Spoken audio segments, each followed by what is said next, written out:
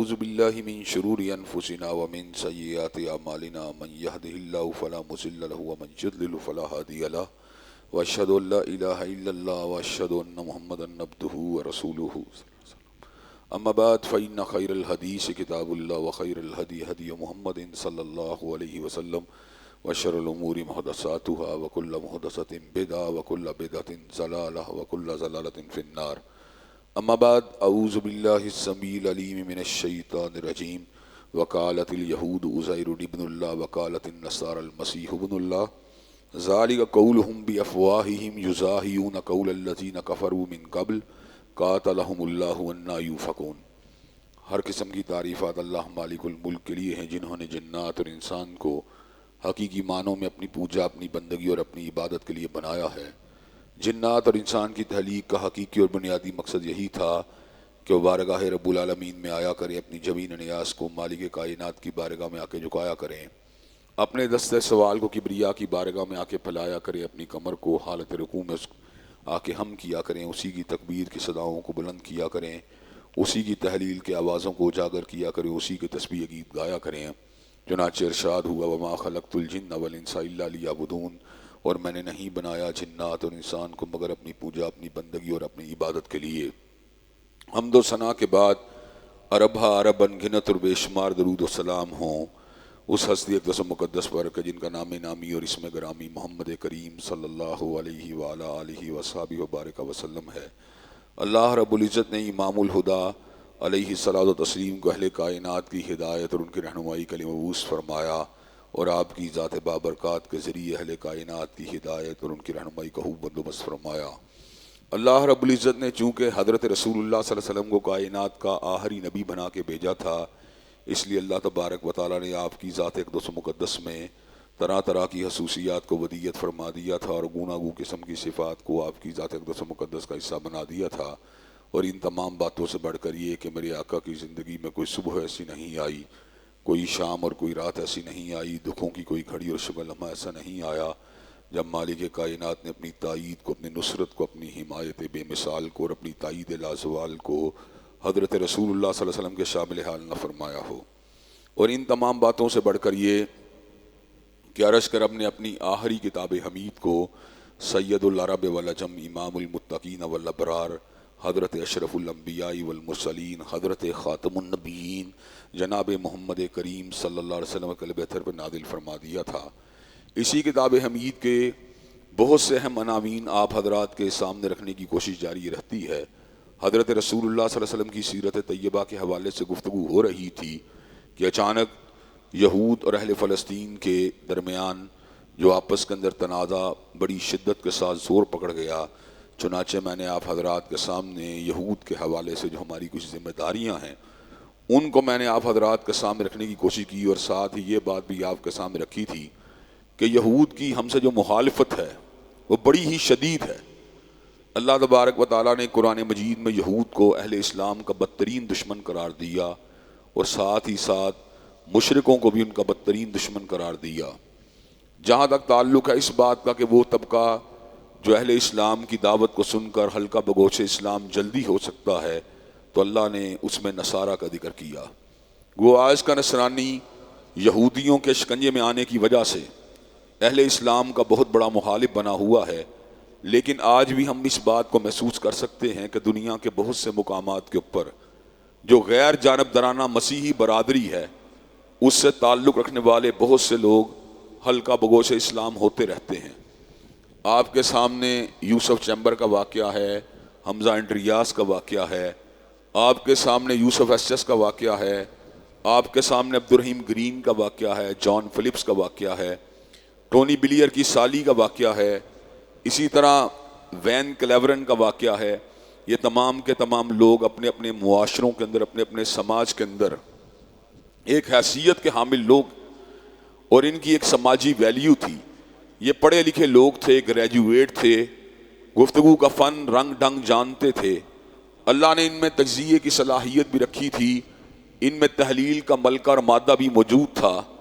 جب انہوں نے کتاب اللہ اور سنت رسول اللہ صلی اللہ علیہ وسلم کا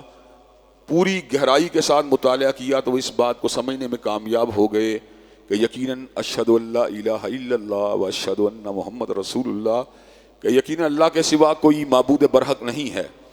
اور حضرت محمد کریم صلی اللہ علیہ وسلم اللہ تبارک و تعالیٰ کے حقیقی چنیدہ اور برگزیدہ رسول ہیں۔ وین کلیورن تو گیٹ ولڈر کا بالکل دایاں بازو تھا،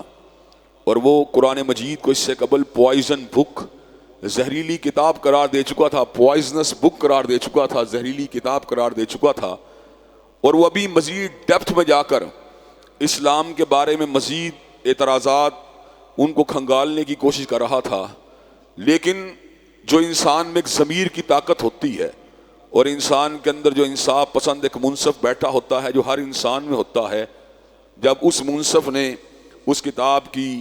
اور مختلف طرح کی کتابوں کی برگردانی کے دوران اس کو یہ بات سمجھائی کہ تم اللہ تبارک و تعالیٰ کے کلام میں کیا کیڑے نکال رہے ہو، یہ مخلوق کا کلام نہیں، یہ تو خالق کا کلام ہے۔ وین کلیورن کو یہ بات سمجھ میں آ گئی، اس نے سیرت طیبہ کا مطالعہ کیا، گہرائی کے ساتھ کیا، اور اس بات کو سمجھ گیا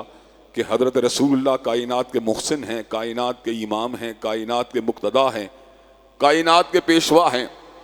پارلیمان کا ممبر رہ جانے کے باوجود بھی اس نے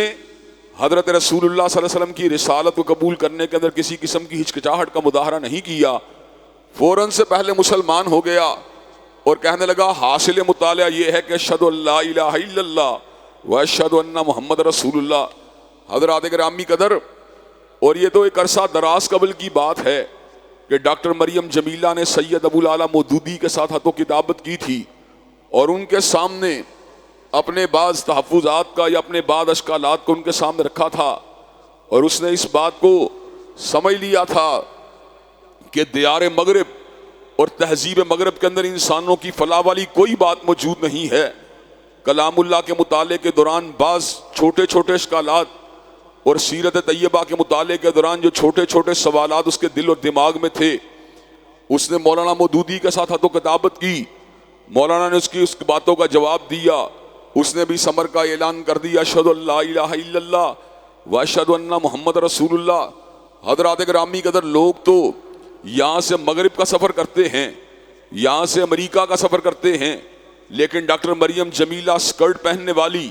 ڈاکٹر مریم جمیلہ پینٹ شرٹ پہننے والی، اس نے پینٹ شرٹ کو شلوار کرتے میں بدلا، اس نے شلوار قمیض کو زیب تن کیا، اپنے وجود پہ دوپٹے کو ڈالا، چادر کو ڈالا، حجاب کو ڈالا، نقاب کو ڈالا، اور پھر وہ وقت بھی آیا کہ ڈاکٹر مریم جمیلہ پاکستان آ کر آباد ہوئیں، اور ساری زندگی پلٹ کر امریکہ جانا گوارا نہیں کیا، اس لیے کہ امریکہ کے اندر اشہد ان لا الہ الا اللہ کی آوازیں نہیں آتی، امریکہ کے اندر حی علی الصلاۃ اور حی علی الفلاح کی آوازیں نہیں آتی۔ ڈاکٹر مریم جمیلہ نے درجنوں کتابوں کو تحریر کیا، اور ان کتابوں کے اندر اس بات کا اعتراف کیا کہ تہذیب مغرب خود اپنی مذمت کرتی ہے، تہذیب مغرب کے اندر انسانوں کی فلاح و بہبود والی کوئی بات موجود نہیں ہے۔ اگر فلاح ملے گی، اگر روشنی ملے گی، اگر عروج ملے گا، بخت کی بلندی ملے گی، تو سید ولد آدم حضرت رسول اللہ صلی اللہ علیہ وسلم کے نظام عالی شان میں ملے گی۔ حضرت رسول اللہ کی سیرت طیبہ پہ لکھا، آپ کے نظام عالی شان پہ لکھا، بڑے بڑے اسلامی اسکالر اور بڑے بڑے جو اسلامی مشاہیر تھے ان کی سیرت کے اوپر قلم بند کیا۔ حضرات گرامی قدر، وہ کیا چیز ہے جو امریکہ سے آنے والی کو امریکہ پلٹ کے جانے کی اجازت نہیں دیتی؟ وہ ضمیر کی زندگی ہے، وہ شعور کی روشنی ہے۔ جس کا دل روشن ہو جائے، جس کا ضمیر روشن ہو جائے، اس کو امن اگر ملتا ہے، چین اگر ملتا ہے، یاد الہی میں ملتا ہے، اس کو امن اور چین اگر ملتا ہے تو حضرت رسول اللہ صلی اللہ علیہ وسلم کی حیات مبارکہ اور آپ کی سیرت طیبہ سے تمسک کو اختیار کر کے ملتا ہے۔ میں نے خود بھی بہت سے ایسے لوگوں کا زندگی کے مختلف ادوار اور مختلف بین الاقوامی سفروں کے دوران ملاقات کرنے کا موقع ملا، جو حلقہ بگوش اسلام ہوئے۔ حضرات گرامی قدر، میں عبد الرحیم گرین سے ملا، میں یوسف چمبر سے ملا، میں حمزہ انڈریاس سے ملا، میں جان فلپ سے ملا، میں ٹونی بلیئر کی سالی سے ملا۔ میں نے ان تمام لوگوں کے اندر اسلام کی محبت کو دیکھا، والہانہ پن کو دیکھا، حضرت رسول اللہ سے والہانہ محبت کو دیکھا، اسلام کے ساتھ والہانہ کشش کو دیکھا۔ حضرات گرامی قدر، وہ کیا چیز ہے جو مادیت کے عروج کے باوجود، جو روشنیوں کے عروج کے باوجود، جو حسل بسل کے عروج کے باوجود، جو باغ دوڑ کے عروج کے باوجود، جو پیسے کی فراوانی کے باوجود، جو بلڈنگوں کی وسعت کے باوجود آپ کے دل کو وہاں پہ ٹکنے نہیں دیتی. ایمان کی روشنی، ایقان کی روشنی، دل کی روشنی، ضمیر کی روشنی، جنت سے آنے والی خوشبو وہ انسان کو پکڑ لیتی ہے. انسان کا زندہ ضمیر، انسان کا حاصل مطالعہ، انسان کا منصف اس کو اس بات کے اوپر آمادہ و تیار کر دیتا ہے کہ روئے زمین کے پر ایک ہی شخصیت ایسی ہے جس کی سیرت طیبہ میں اور جس کی حیات مبارکہ میں اور جس کی حدیث طیبہ میں اور جس کی سنت مطہرہ میں انسانیت کے جملہ امراض کا حل موجود ہے. وہی دیرینہ بیماری، وہی نامحکمی دل کی، اور علاج اس کا وہی آب لشات انگیز ایسا کی. حضرات گرامی قدر، اور اسی بات کو مد نظر رکھ کے کئی دشمن بھی اور کئی مخالف بھی اس بات کو کہنے پہ مجبور ہوئے. کس نے ذروں کو اٹھایا اور صحرا کر دیا، کس نے قطروں کو ملایا اور دریا کر دیا، اور آدمیت کا غرض ساما مہیا کر دیا، اور ایک عرب نے آدمی کا بول بالا کر دیا. حضرات گرامی قدر، اور مائیکل ہارٹ جیسے مورخ کو بھی اس بات کو اوپر اپنے قلم کو چلانا پڑا اور اعتراف حقیقت کو کرنا پڑا کہ he was the only man in the human history who was supremely successful in both religious and secular phases of life. وہ کائنات کا واحد رہنما ہے جو دنیا روحانیت کا بھی امام ہے اور دنیا مادیت کا بھی امام. وہ دنیا کا واحد رہنما ہے جو مسجد کا بھی امام ہے اور بازار کا بھی امام. وہ دنیا کا واحد رہنما ہے جو پرے کا بھی امام ہے اور پنچایت کا بھی امام. وہ دنیا کا واحد رہنما ہے جو حلیے کا بھی امام ہے اور لباس کا بھی امام. اور وہ دنیا کا واحد رہنما ہے جو برسوں کا بھی امام ہے اور عشروں کا بھی امام، اور ربع صدی کا بھی امام ہے اور نصف صدی کا بھی امام، اور ایک صدی کا بھی امام ہے اور 500 برسوں کا بھی امام، اور 1000 برس کا بھی امام ہے. وہ زمانوں کا بھی امام ہے اور مکانوں کا بھی امام. کائنات اس کے لیے منتظر رہی اور اس کا انتظار کرتی رہی کہ چشم کائنات نے اس جیسے وجود کو آج سے پہلے کبھی نہیں دیکھا تھا.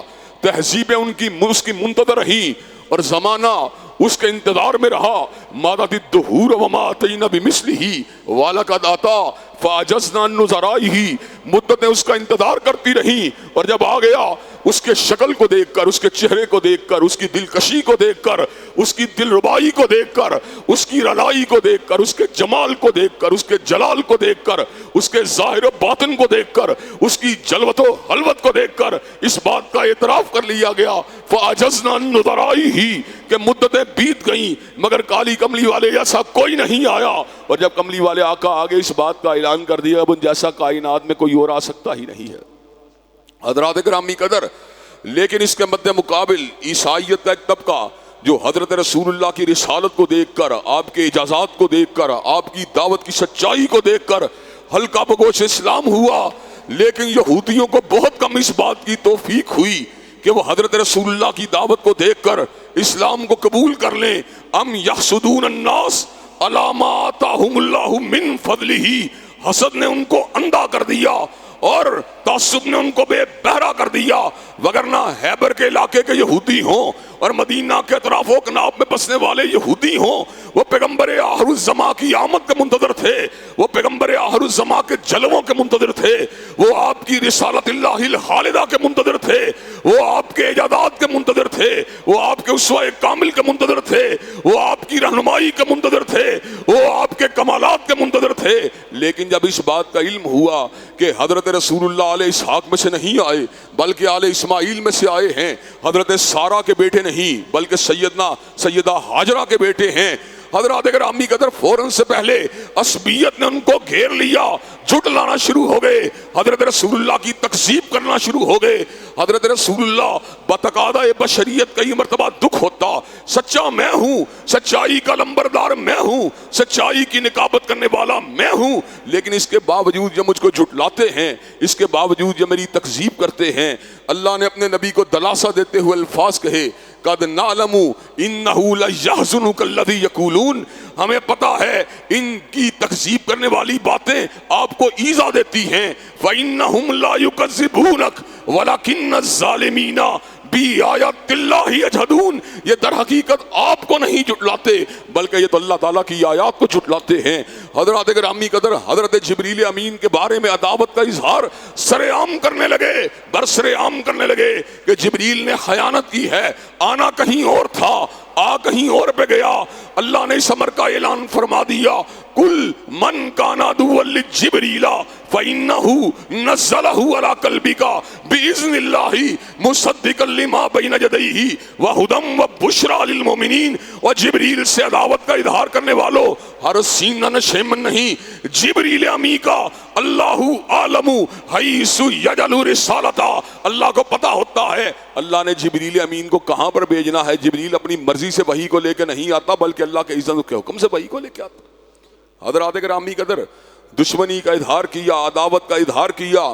حضرت رسول اللہ صلی اللہ علیہ وسلم کو اللہ تبارک و تعالیٰ نے ان کے حالات سے باخبر کیا. کہا غم کھانے کی ضرورت نہیں, آپ سچے ہیں, اللہ نے آپ کو غلبہ عطا فرمانا ہے. اور یہ تو آپ ہیں, انہوں نے تو اپنے نبی موسیٰ علیہ السلام کے ساتھ بڑی زیادتیاں کی تھیں, انہوں نے تو ان کو بڑی ایذا دی تھی, ان کو بڑی تکلیف دی تھی, ان کو کئی ایسے مطالبات پیش کیے تھے جو مطالبات حقیقت سے متعلق نہ تھے. انہوں نے تو اللہ تبارک و تعالیٰ کی توحید کے حوالے سے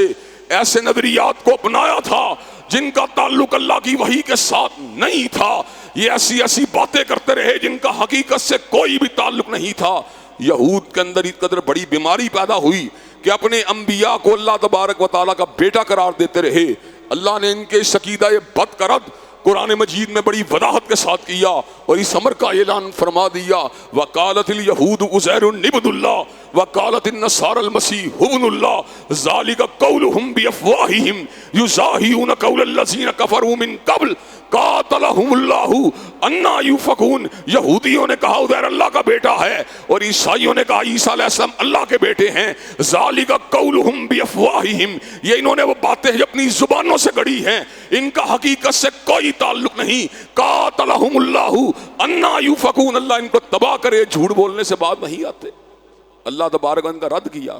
اور اللہ تبارک و تعالیٰ نے ان کے عقیدہ بد کے حوالے سے اس بات کا بھی اعلان فرما دیا. اتخذوا احبارہم ورہبانہم اربابا من دون اللہ. یہ یہودی اور عیسائی اس قدر غلط راستے پر موجود ہیں کہ انہوں نے اللہ کی الوہیت کو چھوڑ کر اپنے مولوی اور پیروں کو رب بنا لیا ہے. جو ان کے مولوی ان کو کرنے کا حکم دیتے ہیں اس کے اوپر عمل کرتے ہیں, اور جس سے مولوی ان کو روکتے ہیں ان سے رک جاتے ہیں. یہ پیروں کا رب بنانے والے, اپنے مذہبی رہنماؤں کا رب بنانے والے. اور حضرات گرامی کا ساتھ اس بات کا بھی ذکر کیا کہ سیدنا موسیٰ علیہ السلام اللہ سے ہم کلام ہونے کے لیے کوہ طور پہ گئے تھے, اور کوہ طور کے پر حضرت موسیٰ علیہ السلام اپنی نیابت کے لیے اور اپنی قوم کی قیادت کے لیے سیدنا ہارون کو چھوڑ کے گئے تھے. انہوں نے کیا کیا, سامری نے ایک بچڑا بنایا سونے اور چاندی کا, اور سونے اور چاندی کے بچڑے کے اندر حضرت جبریل کے قدموں سے نکلنے والی لگنے والی خاک کو اٹھا کر اس بچڑے کے اندر ڈال دیا. جب اس خاک کو ڈالا گیا, بچڑے کے وجود میں ڈالا گیا, تو حضرات گرامی کے بچڑے کے اندر سے بائیں بائیں کی آوازیں آنے لگیں. بچڑا اس طرح بولنے لگا جس طرح زندہ بچڑا بولتا ہے. تو قوم موسیٰ کے لوگ جو تھے اس کی پوجا کرنا شروع ہو گئے. حضرت ہارون نے بتیرا سمجھایا لیکن کہنے لگے ہم تو نہیں مانیں گے. سیدنا موسیٰ علیہ السلام آئے, اس منظر کو دیکھا, بڑے ہی رنجیدہ ہوئے. میں تو اللہ سے ہم کلام ہونے کے لیے گیا تھا, انہوں نے پیچھے سے بچڑے کو معبود بنا لیا. پہلا موقع ہے. حضرت موسیٰ علیہ السلام نے غصے میں آ کر حضرت ہارون کی داڑھی مبارک کو پکڑ لیا اور آپ کے سر کے بالوں کو پکڑ لیا. حضرت ہارون نے کہا یا ابن امہ لا تاخذ بلحیتی ولا براسی انی خشیت ان تقول فرقت بین بنی اسرائیل. میں نے تو آپ کی عدم موجودگی کے اندر فریضہ حق کو انجام دیا, میں نے تو آپ کی عدم موجودگی کے اندر تبلیغ کے فریضے کو انجام دیا, لیکن اگر میں نے زیادہ سختی نہیں کی تو اس لیے نہیں کی انی خشیت ان تقول فرقت بین بنی اسرائیل, کہ کہیں آپ یہ نہ کہنا شروع ہوئے تو نے بنی اسرائیل کو توڑ کے رکھ دیا, پھاڑ کے رکھ دیا. اللہ تعالیٰ نے اس موقع پہ اس بات کا ذکر کیا ان الذین اتخذوا العجل سینالہم غضب من ربہم وذلۃ فی الحیاۃ الدنیا وکذالک نجزی المفترین. وہ لوگ جنہوں نے بچڑے کو اپنا معبود بنا لیا, وہ لوگ جو بچڑے کی پوجا کرنا شروع ہو گئے, سینالہم غضب من ربہم وذلۃ فی الحیاۃ الدنیا, وہ اللہ کے غضب کے حقدار ٹھہرے, دنیا کے اندر ان کو ذلت حاصل ہوگی. وکذالک نجزی المفترین, اور اللہ تبارک و تعالیٰ نے جھوٹوں کے لیے اسی انجام بد کو تیار کر دیا ہے. اللہ کی ذات کے بارے میں ہرزہ سرائی یہاں تک کی, اللہ کی ذات کے بارے میں بکواسیات یہاں تک کی کہ اللہ تبارک و تعالیٰ نے اس غلط گفتگو کو قرآن کا حصہ بنا دیا. کہنے لگے ید اللہ مغلولہ, اللہ کے ہاتھ تو تنگ ہیں. اللہ نے کہا غلت ایدیہم, وَلُّعِنُوا بِمَا قَالُوا، اللہ تبارک و تعالیٰ کہتے ہیں یہ تباہ و برباد ہوں، ان کے ہاتھ تنگ ہیں اور ان کے اوپر لعنت ہو ان کی بکواسیات کے سبب۔ بل یداہ مبسوطتان ينفق کیف یشاء، اللہ کے دو ہاتھ ہیں جو کھلے ہوئے ہیں، ينفق کیف یشاء، اللہ جیسے چاہتا اپنے بندوں کو رزق دیتا ہے۔ یہ لوگ اللہ تبارک و تعالیٰ کی ذات کے بارے میں ہرزہ سرائی کرنے والے اور انبیاء علیہ السلام کی عصمت کے بارے میں بد کلامی کرنے والے، ہمارا تو حسن ظن یہ ہوتا ہے جو بندہ ولی اللہ ہوتا ہے وہ کبائر سے بڑا دور ہوتا ہے، جو صحابی ہوتا ہے وہ تو اللہ تبارک و تعالیٰ کی حفاظت میں ہوتا ہے۔ گو کے بعد صحابہ سے بعض کبائر کا ارتکاب ہوا، لیکن ضمیر کی زندگی کا عالم یہ تھا، خود حضرت رسول اللہ کی بارگاہ میں پیش ہوئے اور یہ بات کہی، آقا ہمیں پاک کیا جائے، آقا ہمیں صاف کیا جائے۔ ماعز بن مالک الاسلمی رضی اللہ تعالیٰ عنہ اور حضرت شبیبہ غامدیہ رضی اللہ تعالیٰ عنہ نے اپنے اس عمل شنیع کا خود اعتراف کیا اور اپنے آپ کو سنسار کروانے کے لیے خود اپنے آپ کو پیش کیا۔ بشارت رسول ان کو حاصل ہوئی۔ یہی وجہ ہے کہ ہم مرزا جیلمی جیسے ملعونوں کے جواب میں یہ بات کہتے رہتے ہیں، صحابہ پہ تبرہ کرنے والے صحابہ وہ ہیں رضی اللہ عنہم ورضوا عنہ، اللہ ان سے راضی ہے اور وہ مالک کائنات سے راضی ہیں۔ صحابہ سے غلطی ہو سکتی ہے لیکن صحابہ مغفور ہیں، اللہ نے ان کی خطاؤں کو معاف کر دیا ہے۔ تو بکواس بن کر تجھے ان کے بارے میں تبرہ کرنے کا اور تنقید و تشنیع کرنے کا کوئی حق حاصل نہیں۔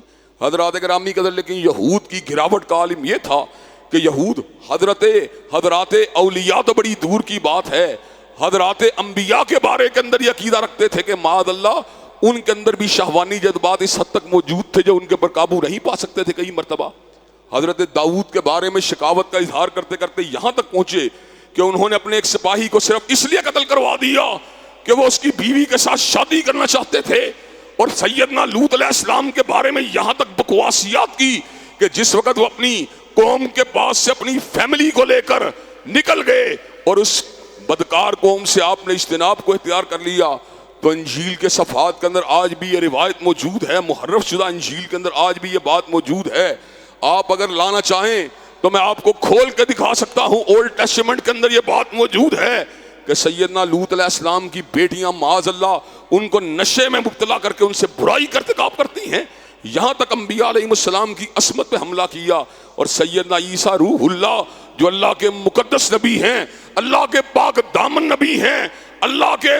طاہر مطہر اور وجی نبی ہیں، ان کے بارے میں یہ بات لکھی کہ ان کے ساتھ ایک عورت جو بے نکاح کے رہا کرتی تھی، مریم مگدلانی، اس کو کہا وہ آپ کے قدموں کے اندر اپنے بالوں کو رکھا کرتی تھی اور آپ کے وجود کے ساتھ اپنے رخسار کو لگایا کرتی تھی۔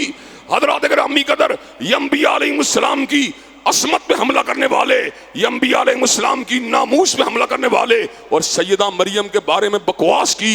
وَبِكُفْرِهِمْ وَقَوْلِهِمْ عَلَى مَرْيَمَ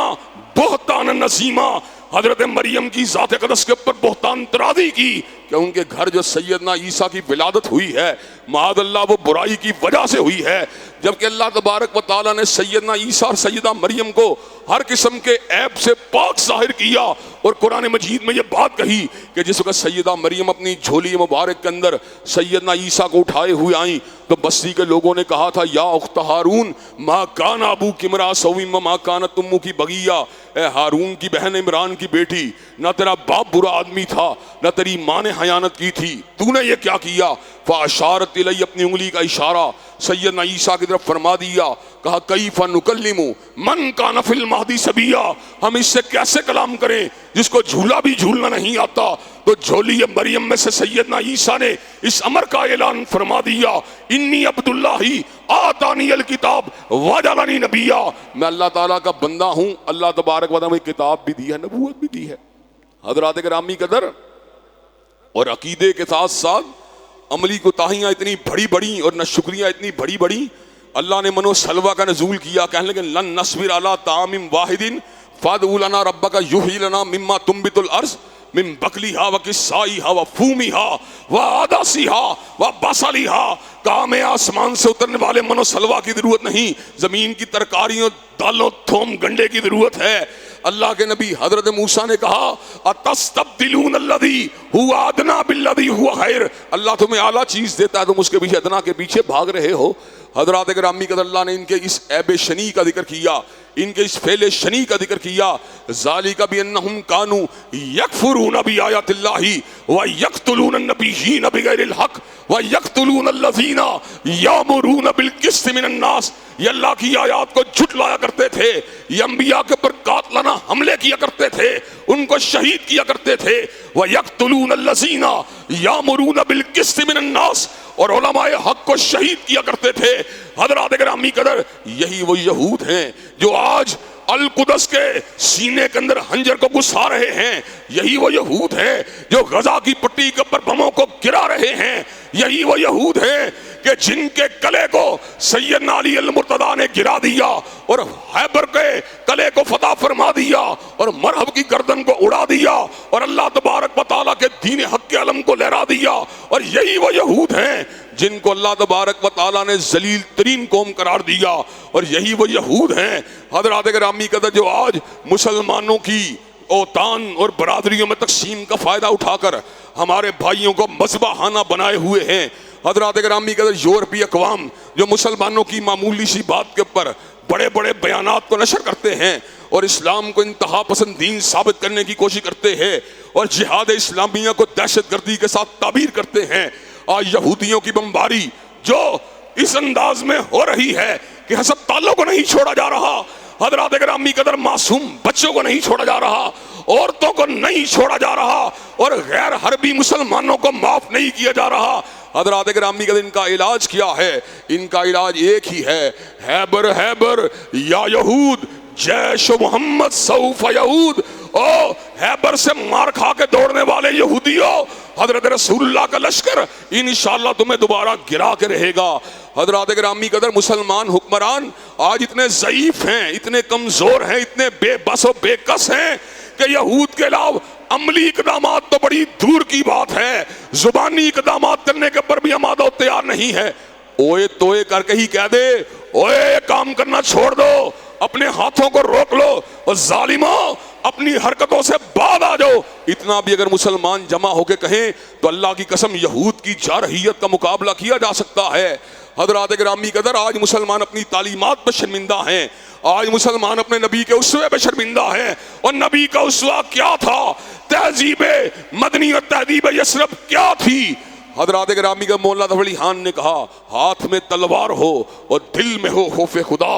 یثربی تہذیب کتنی دل نشیں اور سادہ ہے، انشاءاللہ یہود کا مقابلہ اہل اسلام انشاءاللہ کریں گے، ہماری پکار انشاءاللہ مردہ ضمیروں کو جھنجھوڑے گی، اور جو مفکرین اسلام ہیں، مشاہیر اسلام ہیں اور اسلام کے ترجمان رہنما ہیں، انشاءاللہ ان کی پکار کی وجہ سے حکمران بیدار ہوں گے، اور حکمرانوں کو اپنا قبلہ و کعبہ جو ہے اس کو تبدیل کرنا پڑے گا، اور حضرت اقبال کے شعر میں پلٹنا پڑے گا۔ آج تجھ کو بتاتا ہوں تقدیر امم کیا ہے، آج تجھ کو بتاتا ہوں تقدیر امم کیا ہے، شمشیر و سناول، شمشیر و سناول، طاؤس اور باہر۔ اگر یہ ہم راستہ اپنا لیں گے تو انشاءاللہ عروج ہی عروج ہے، اگر یہ راستہ نہ اپنایا تو پھر ذلت ہی ذلت ہے۔ اللہ تبارک و تعالی ہمارے حکمرانوں کو ہوش کے ناخن لینے کی توفیق دے۔ وآخر دعوانا الحمدللہ رب العالمین۔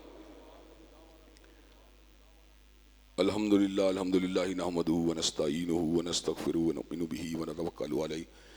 ونعوذ باللہ من شرور انفسنا ومن سیئات اعمالنا، من یہدہ اللہ فلا مضل لہ ومن یضلل فلا ہادی لہ، واشہد ان لا الہ الا اللہ واشہد ان محمدا عبدہ ورسولہ۔ اما بعد فإن خیر الحدیث کتاب اللہ وخیر الہدی ہدی محمد صلی اللہ علیہ وسلم، وشر الامور محدثاتها وکل محدثۃ بدعہ وکل بدعۃ ضلالہ وکل ضلالۃ فی النار۔ حضرات گرامی قدر مسلمانوں کے بدترین دشمن یہود اور مشرک ہیں، اور ان سے کسی خیر کی توقع کرنا اور اس بات کی توقع کرنا یہ ہم سے راضی ہو جائیں گے، یہ بات بالکل حیال ابس ہے۔ وَلَن تَرْضَ عَنْكَ الْيَهُودُ وَلَا النَّصَارَىٰ حَتَّىٰ تَتَّبِعَ مِلَّتَهُمْ، یہود و نصارہ تم سے کبھی راضی نہیں ہوں گے، حتیٰ تتبع ملتہم، یہاں تک کہ تم ان کی ملت میں داخل نہیں ہو جاتے۔ حضرات گرامی قدر یہود اللہ تبارک و تعالیٰ کی توحید کے بارے میں ہرزہ سرائی کرنے والے، حضرت عزیر کو ابن اللہ کہنے والے، بچڑے کی پوجا کرنے والے،